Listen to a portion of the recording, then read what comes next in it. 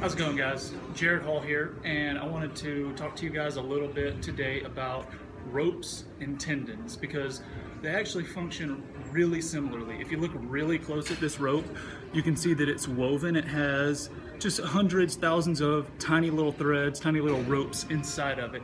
And your tendons are made the same way. They're made out of collagen fibers. They all are in rows, densely packed together, and they're really strong. So let's assume this rope could hold, I don't know, 10,000 pounds.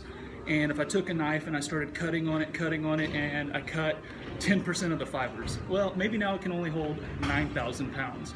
And your tendons are kind of the same way, which means that, when you hear that you have a rotator cuff tear or a partial Achilles tendon tear, these are all tendons, and the vast majority of the time, these are just partial tears. Just some of the fibers have been cut, but it still has the capacity to hold a huge amount of force.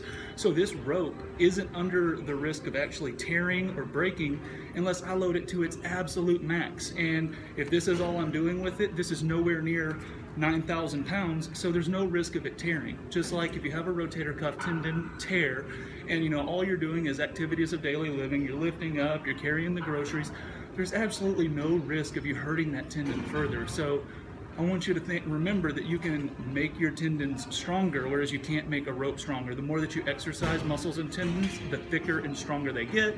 So that's why we're a lot better than a rope. So just take that to heart, remember it. Don't be scared of hearing that you have a little bit of a tendon tear, a little bit of a connective tissue, disruption. It's not that big of a deal in most scenarios. Thanks, have an awesome day.